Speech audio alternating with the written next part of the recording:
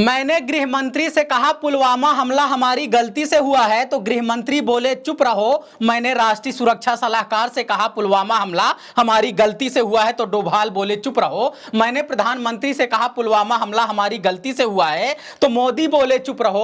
देश में सबसे बड़ा चुनाव चल रहा था, पाकिस्तान से नफरत के नाम पर माहौल बन रहा था, इसलिए राजनाथ, डोभाल, मोदी बोले चुप रहो। यह खुलासा किसी विपक्षी नेता ने नहीं किया है, यह खुलासा किसी पत्रकार ने नहीं किया है, यह खुलासा किया है सत्यपाल मलिक ने, जो जम्मू कश्मीर के राज्यपाल थे, जिसका मतलब ही होता है चुप रहो। सालों साल चुप रहे राज्यपाल अब बोल रहे हैं। मोदी शाह राजनाथ के करीबी रहे सत्यपाल अब बोल रहे हैं। सुरक्षा सलाहकार अजीत डोभाल पर बोल रहे हैं। देश के सबसे बड़े सवाल पर बोल रहे हैं। 4 साल से हम पूछ रहे थे काफिले के सामने सैकड़ों किलो आरडीएक्स कैसे आया। बार बार यही सवाल पूछ रहे थे कि जवानों को एयरलिफ्ट क्यों नहीं करवाया। हर बार यही पूछ रहे थे कि शहीदों की चिता से वोट किसने भुनाया। आज उस घटना के खुद भी जिम्मेदार रहे तत्कालीन गवर्नर या कहे खुद ही राज्य सरकार रहे सत्यपाल मलिक खुलकर बोल रहे हैं। प्रधानमंत्री, गृह मंत्री और राष्ट्रीय सुरक्षा सलाहकार ने वोट जुटाने के लिए क्या क्या किया, पोल खोल रहे हैं। सत्यपाल मलिक कह रहे हैं हमारे जवानों ने एयरक्राफ्ट मांगा तो नहीं दिया गया, जबकि देना चाहिए था।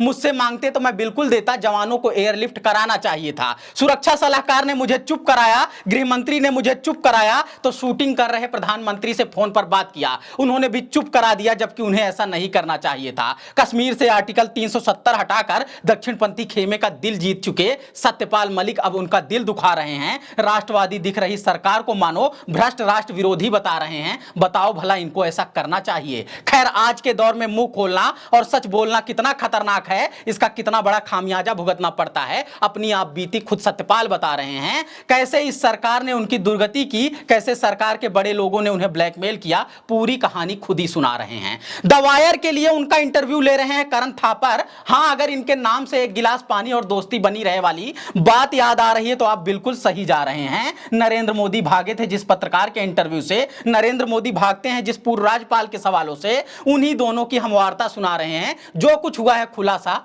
उसी के बारे में बता रहे हैं। नमस्कार, मैं समर राज बोलता हिंदुस्तान में आपका स्वागत है।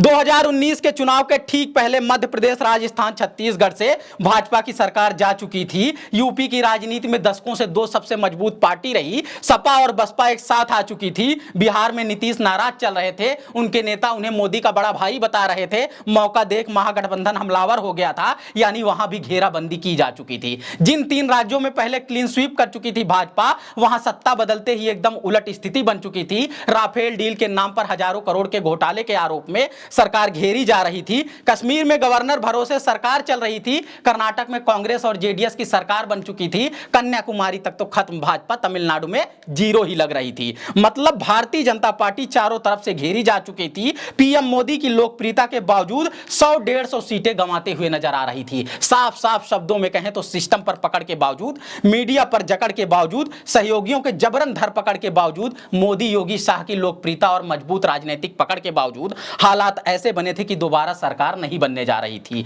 अचानक से पता नहीं क्या हो गया, पुलवामा में जवानों पर हमला हो गया। आप सोच रहे होंगे हमला किसने करवाया होगा, हम भी पूछ रहे हैं हमला किसने करवाया होगा। हमें क्या पता, हम कोई सुरक्षा सलाहकार हैं, हमें क्या पता, क्या हमारे हाथ में सरकार है। सरकार का काम है वही बताए कि कौन जिम्मेदार है। केंद्र की सरकार कुछ बता नहीं रही है और राज्य की सरकार का मतलब है तब के गवर्नर जो साफ साफ कह रहे हैं मोदी सरकार जिम्मेदार है। प्रधानमंत्री और गृह मंत्री तो जिम्मेदार हैं ही, साथ ही साथ सुरक्षा सलाहकार जिम्मेदार हैं। अब क्योंकि सत्यपाल मलिक राष्ट्रवादी पार्टी के नेता रहे हैं, राष्ट्र के सबसे संवेदनशील राज्य के गवर्नर रहे हैं, आर्टिकल 370 हटाने में मददगार रहे हैं, सालों साल खुद ही कश्मीर की सरकार रहे हैं, यानी राजकीय पद में सबसे ऊपर रहे हैं, इसलिए उनकी बात को गंभीरता से लेना चाहिए। एक एक आरोप का जवाब देना चाहिए या फिर आरोप के पीछे उनकी मंशा को एक्सपोज करना चाहिए, क्योंकि देश के जवानों पर हमले की बात, देश के लोगों की भावनाएं और जज्बात मजाक का विषय नहीं है, इसलिए सच सामने आना चाहिए। कौन कितना सच बोल रहा है, कौन कितना झूठ, कम से कम स्पष्टीकरण के लिए आमने सामने आना चाहिए।